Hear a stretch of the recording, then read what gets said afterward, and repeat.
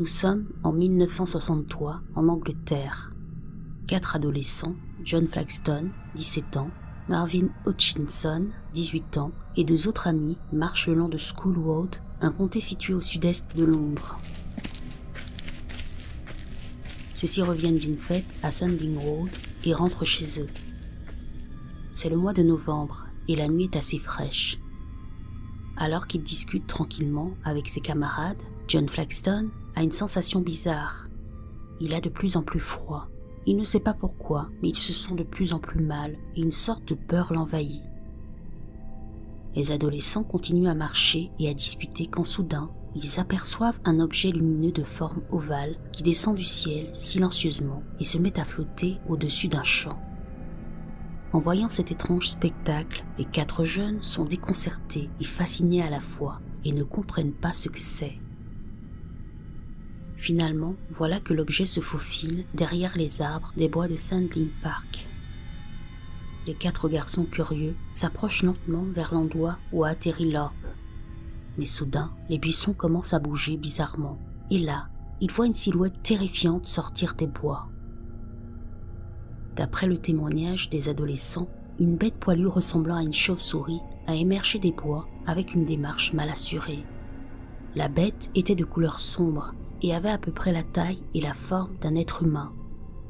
Ce qui est encore plus bizarre, c'est qu'elle ne semblait pas avoir de tête et avait de grandes pattes palmées et d'immenses ailes dans le dos. Hutchinson a déclaré « Il ne semblait pas avoir de tête, il avait d'énormes ailes sur le dos, comme des ailes de chauve-souris. » Complètement terrifié par ce qu'ils viennent de voir, le groupe d'amis prend la fuite sans jamais se retourner.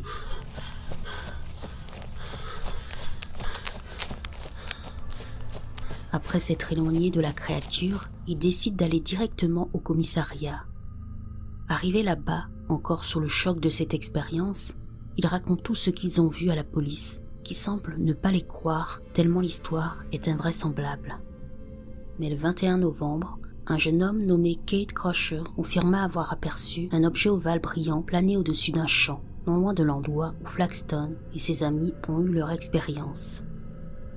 Le 23 novembre, un homme vivant dans la région, John McGoldrick, intrigué par cette affaire étrange, décide avec l'un de ses amis de se rendre sur les lieux pour enquêter.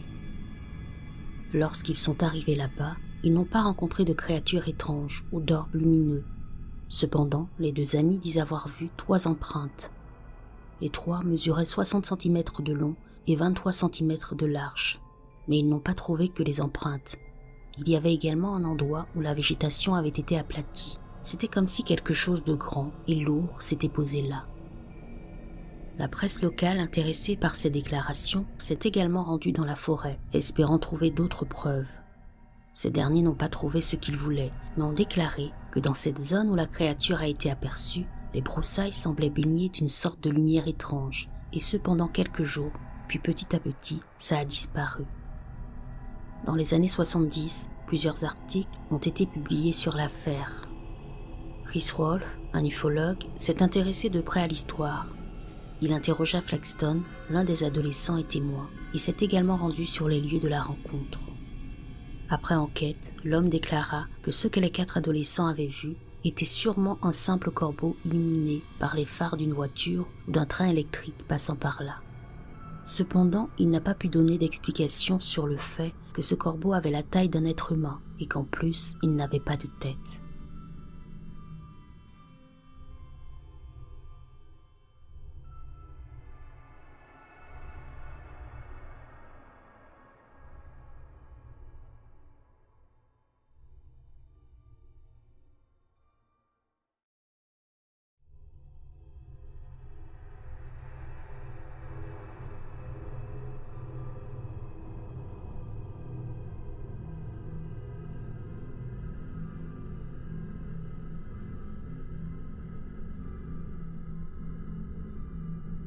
Nous sommes au XIXe siècle, en Angleterre le 27 mai 1817.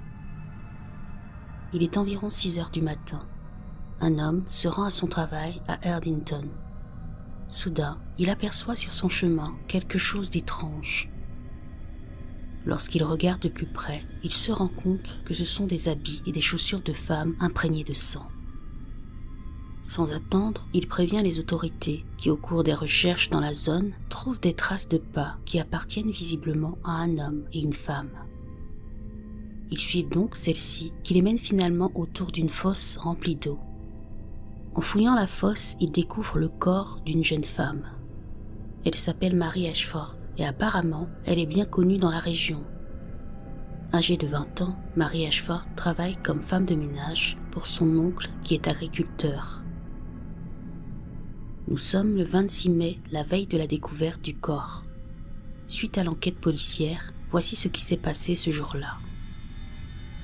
Après son travail, Mary avait décidé avec une amie, Anna Cox, de se rendre à une soirée dansante à l'auberge Tyburn House, près d'Erdington. Cette fameuse soirée se déroulait chaque année à la Pentecôte et beaucoup de monde y participait. Vers 6 heures du soir, elle alla donc chez la mère de son amie Anna dans leur maison d'Erdington.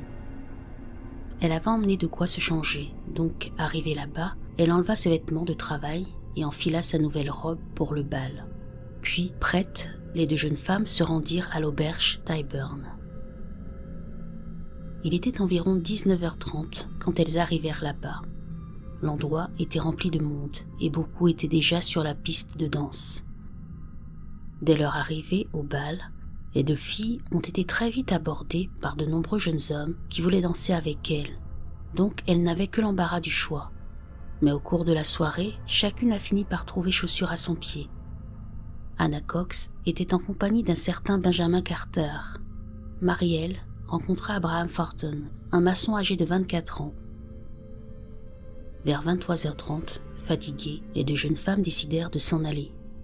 Elles se dirigèrent donc vers la sortie. Abraham Thornton les accompagnait, puis Anna rentra chez elle à Erdington tandis que Mary et Thornton partirent de leur côté. Vers 3 heures du matin, un ouvrier vit Thornton quitter la maison d'un ami avec une jeune femme qui ressemblait à Mary Ashford. L'homme les salua.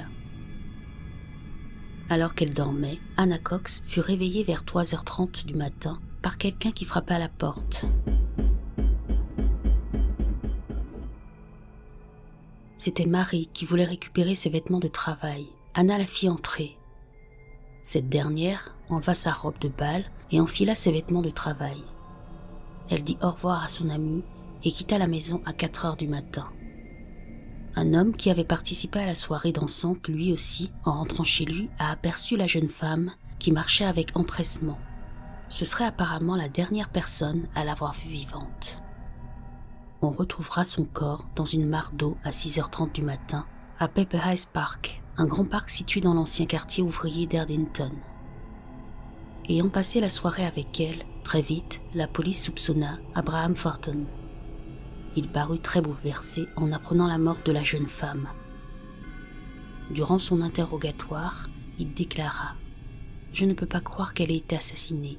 J'étais avec elle jusqu'à 4 heures du matin. » Ensuite, il admit avoir eu des relations intimes avec elle, mais nie à l'avoir forcée et tuée.